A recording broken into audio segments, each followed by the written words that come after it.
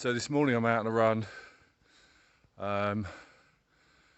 just a relatively short one, and I'm then heading off to Henley upon Thames to volunteer at the Thames Path 100 mile trail race that I ran last year. And I want to talk about the stories we tell ourselves. Now, I'm continually intrigued by the human mind, by psychology, by how our thoughts work. I set off on my run this morning, albeit I didn't run for 11 days. I've been running again for the last 5, with 1 day off, so this is my 4th run since taking a bit of time out. And I started out and I started questioning myself. How can I run an hour and a half, which is what I've planned for today? And then I tell myself, hang on a minute, there's all these people out there setting off to run 100 miles you're going to help on their way later on. And you did that last year, Graham. And I think we often, there's talk about focusing on the moment and the power of now and mindfulness, and that's all great. Sometimes what we do, because we are kind of in the moment, we forget what we've achieved previously. And David Goggins, who's a bit sweary, but he's one of my inspirations in the last few years, to be frank, has got a very kind of unforgiving, just go after it attitude. And he talks about having the concept of a cookie jar. So when you go out, for example today, when I'm going out on this run, if I find I'm struggling and I really need to dig deep, or a really hard session or a race I've done before, bank that, put it in your memory bank, stick it in your mental cookie jar, because when times get tough later on, at another time, you can take a shortcut mentally into that cookie jar. You can draw upon that experience and you can take strength from it to move on and to get through whatever difficulties you're facing then.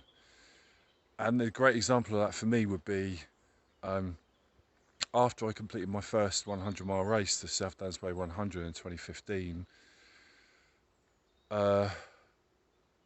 when I was having personal difficulties, relationship difficulties, difficulties at work, a project's gone badly wrong, whatever it might be, and you start to feel a sense of overwhelm, I would take a step back mentally and I would dip into that cookie jar and I would think, just remember that time when it was 4 o'clock in the morning, you were exhausted, having been running for 22 hours already, you were going up another hill on the South Downs, but you kept going.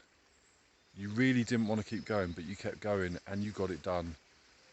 And it is all about keeping going.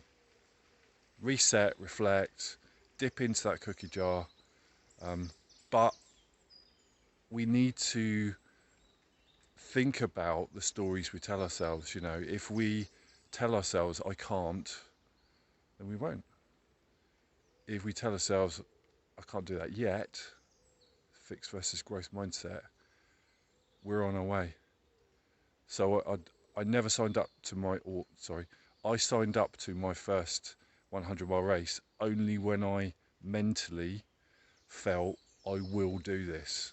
I didn't know I could do it, but I mentally felt I will get it done. I'll find out how to do it. I've got time to train. So be really careful about the stories you tell yourself.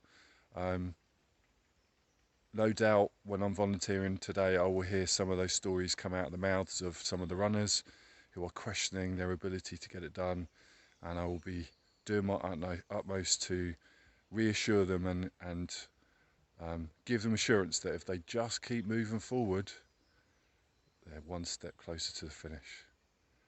So whether you're searching for your next job, whether you've just broken up with someone and you're going through difficulties with a relationship, whatever your struggles might be, find your cookie jar, dip into it, and take the strength from it, and tell yourself the positive stuff.